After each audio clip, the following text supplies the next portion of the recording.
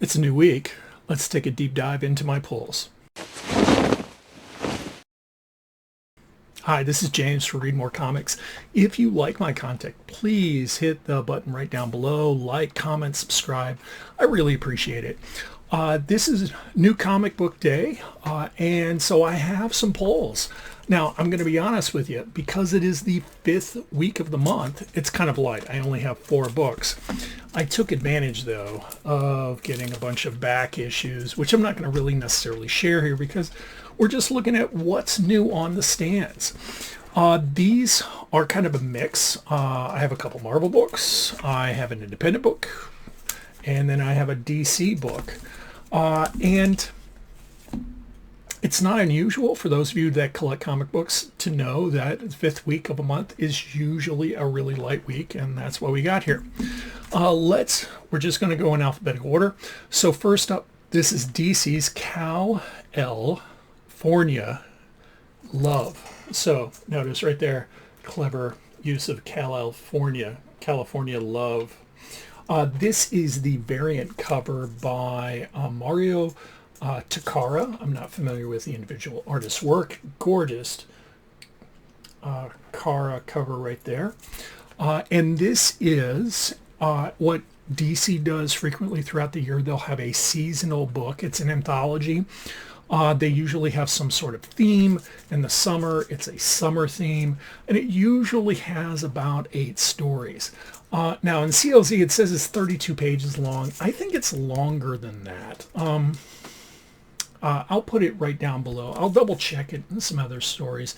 And it is a little pricier. It is square bound, and it has a harder card stock. I love these books, honestly, because it gives artists and writers that normally don't have an opportunity in their own title, either in an independent book or in the big two, a chance to kind of swing for the fences. And so you get some fun things.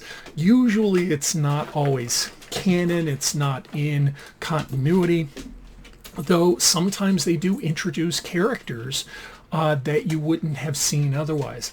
Eagly from Peacemaker, the series, he was introduced in one of these summer books. My next book is The Lucky Devils. This right here is an image title by the creative team of Charles Soule and Ryan Brown. It's been a while since we've seen Lucky Devils on the stand. Ryan Brown had a health issue. If you want to look on the social medias, you'll find out what it was. And he just physically wasn't able to draw. And so it took some time for him to rehabilitate and get back to his game. I haven't read any of this particular run, but what I can tell you is the concept is each person has 2 devils. There are 2 devils, and they're scheming to overthrow kind of the hierarchy of the universe.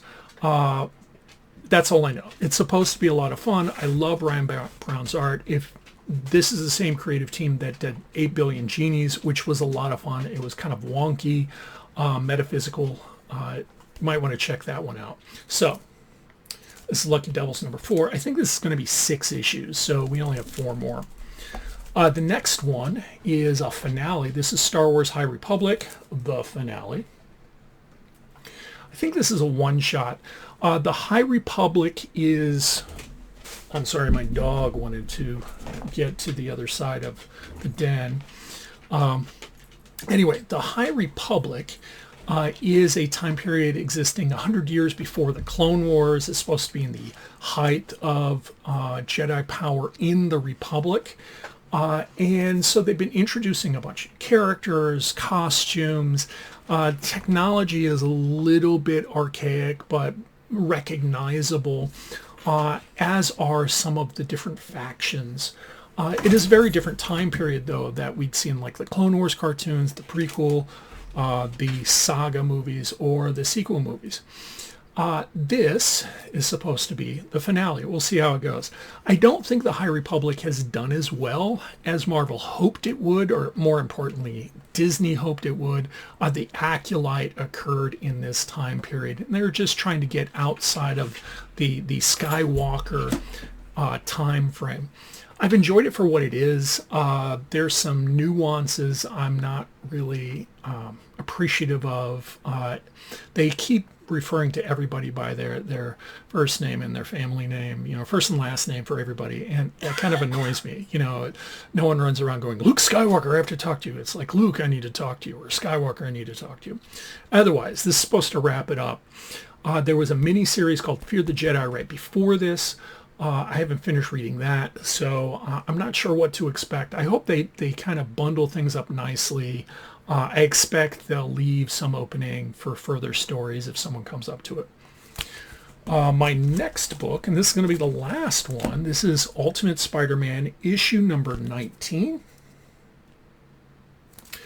This is written by Jonathan Hickman. Art is by, I think it's Michael Cicchetto. That sounds wrong, though. Anyway, this, hands down, is the best Peter Parker Spider-Man book that is out right now. This is my opinion. Now, caveat, I am not a huge Peter Parker fan, but I am a huge fan of Ultimate Spider-Man. Ultimate Spider-Man exists in a different continuity, a different universe, if you will, if you get into the multiverse thing called the Ultimate Universe. There are only 5 more issues of this. This particular title is supposed to end at issue number 24. That's Jonathan Hickman, the writer's whole concept for the Ultimate Universe. There's supposed to be an Ultimate End, I think is the name of it. Mini series that kind of wraps things up. Based on the popularity, and Marvel doesn't necessarily put numbers out there, I wouldn't be surprised if we get another volume of this. So those are my pulls for the week. Thank you for listening to me talk about comic books. If you do enjoy me listening to me ramble on, please do like, share, and subscribe. And thanks for watching. Don't forget to read more comics.